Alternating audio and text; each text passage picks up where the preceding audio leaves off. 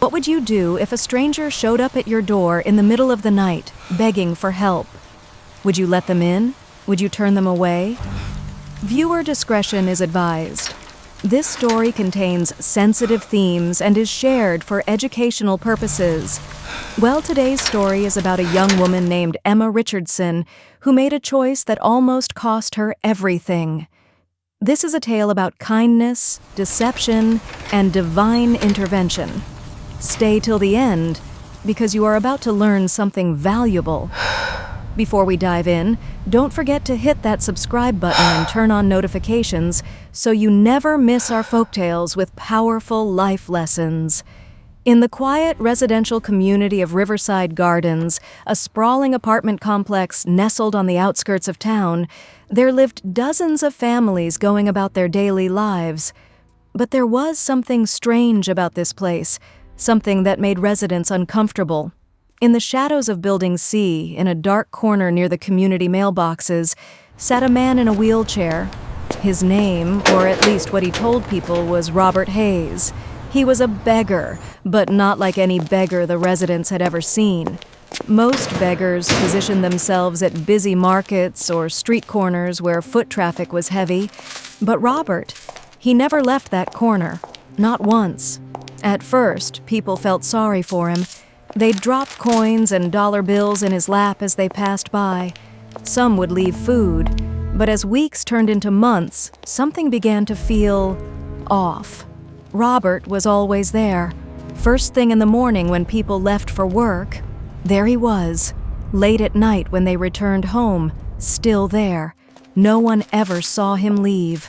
No one knew where he slept, where he bathed, or how he survived. Whispers began to spread through Riverside Gardens. Who is he really? Why doesn't he ever leave? What's he doing here? Parents started warning their children, "Stay away from that man. Don't even look at him." The community turned cold toward Robert. People crossed to the other side of the walkway to avoid him. But Robert, he didn't seem bothered at all. He sat there day after day, as if he didn't need their charity to survive, as if he was waiting for something, or someone. Now, let me introduce you to Emma Richardson, a radiant 25-year-old woman with a heart as beautiful as her smile. Emma had recently graduated and was one of the fortunate few selected for the National Job Placement Program. She landed a wonderful position at a marketing firm downtown, earning enough to finally pursue her dream: independence. Emma had been living with her parents, but like many young adults, she longed for a place of her own. She spent weeks searching for the perfect apartment, something affordable, safe, and close to work. One afternoon, her best friend Jessica called with exciting news. "Emma, girl, I found it! The perfect place for you!" "Really? Where?" Emma asked, her voice bubbling with excitement.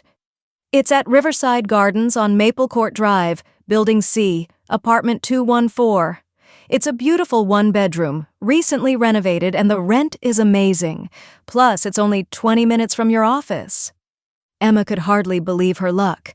Within a week, she signed the lease, packed her things, and moved in.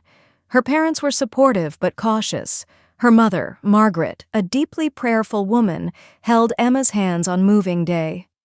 "Sweetheart, I'm so proud of you, but please promise me you'll be careful. Pray every night, and call me if anything feels wrong." Emma laughed softly. "Mom, I'll be fine. It's a safe neighborhood." But Margaret's heart felt heavy. She couldn't explain it, but something inside her whispered a warning.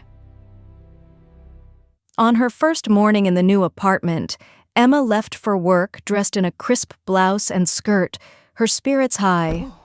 As she walked toward her car, she noticed him, the man in the wheelchair, sitting in that dark corner.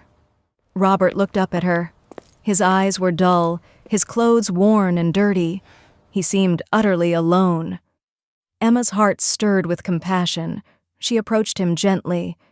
"Excuse me, sir, are you okay? Do you need anything?" Robert looked at her with tired eyes. "I'm fine, miss. Just trying to get by." Emma reached into her purse and pulled out a $20 bill. "Here, please get yourself something to eat." "God bless you, miss," Robert whispered. Emma smiled and walked to her car, feeling good about her small act of kindness. But back home, Margaret suddenly felt a sharp, unsettling sensation in her chest. She immediately picked up her phone and called Emma. "Sweetheart, are you all right?" "Mom, I'm fine. I just got to work. Why?" I just had a feeling. Please, Emma, be prayerful, be careful. Don't let your guard down, no matter how safe things seem." "I will, Mom, I promise." But Emma didn't understand. Not yet. The next evening, as Emma returned home from work, she noticed Robert again, but this time he was closer. Much closer. He was now positioned right near the entrance to Building C, just a few feet from her door. Emma paused. "Robert, what are you doing here?" "I'm sorry, miss, I don't have anywhere else to go." Emma's heart ached. She crouched down to his level. "Listen, life can be hard, I know that, but there's always hope. Things can get better." She handed him another $20. Robert shook his head a little in helplessness and gratitude before accepting it. "Miss, thank you once more. May God reward you exceedingly." But the money was not enough for him. Later that night, around 10 p.m., Emma heard a knock at her door. When she opened it, there he was, Robert in his wheelchair, his face wet with tears. "Please," he sobbed, "I have nowhere to sleep, just for one night. I promise I'll leave in the morning." Emma hesitated. Every warning her mother had given echoed in her mind, but looking at this broken man, she couldn't turn him away. "Okay, just for tonight." She let him in. Emma showed Robert to the living room, gave him a blanket, and made him a cup of coffee. She set up a small corner for him near the couch. "There's a bathroom down the hall if you need it. I'll be in my room. Good night." "Thank you, miss. You're an angel," Robert said softly. The next morning, Emma woke to find Robert standing by her bookshelf, intensely reading one of her novels. She was surprised. "You like to read?" Robert looked up, startled. "Oh, yes, I used to read a lot. Before everything fell apart." Emma smiled. "Well, feel free to read whatever you like." Days passed. Robert stayed. Emma told herself it was temporary, that she was just helping someone in need. But she began to notice things. The way Robert's eyes followed her, the way his expression changed when she wore her lighter, more comfortable home clothes, her loose nightgowns, her bathrobes. Something dark was growing inside him. One evening, Emma made herself tea. She took a sip and immediately felt dizzy. Her vision blurred, her legs weakened. I don't feel good." And then, the impossible happened. Robert stood up from his wheelchair. He walked toward her. "Let me help you," he said, his voice smooth and cold. He grabbed her by the waist and carried her toward the bedroom. At that exact moment, Margaret fell to her knees in prayer. "Lord, protect my daughter. Cover her with your blood. Send your angels." Meanwhile, just as Robert undressed and readied himself, Emma's eyes suddenly shot open. Her head throbbed. Her clothes felt loose and disheveled. She turned her head and gasped. Robert was standing by the bed, undressing himself, noticing something. He turned sharply, only to see Emma staring back at him. For a moment, the two of them stared at each other with shock and terror. Then Emma's face turned red with anger. "What were you trying to do? How dare you?" she roared and pushed Robert aside before making for the door. His face was pale, his hands trembling, and deep inside, he knew he was finished. Emma ran out of the apartment and screamed for help. Neighbors rushed out. Someone called the police. Robert was arrested on the spot.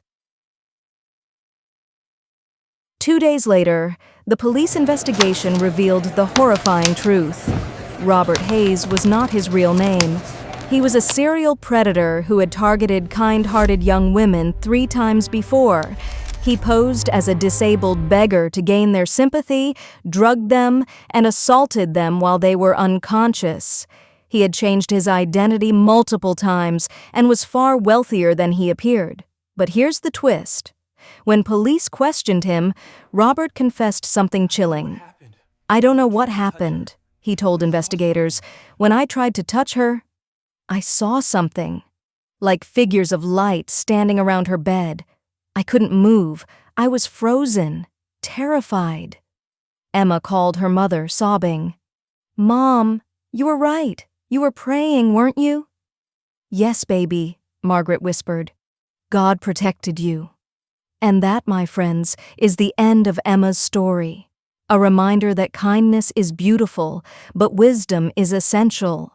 Trust your instincts, protect yourself, and never underestimate the power of prayer.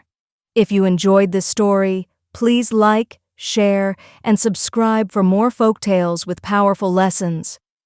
What would you have done in Emma's situation? Let me know in the comments below. Until next time, stay safe, stay blessed, and remember, not everyone who asks for help has good intentions.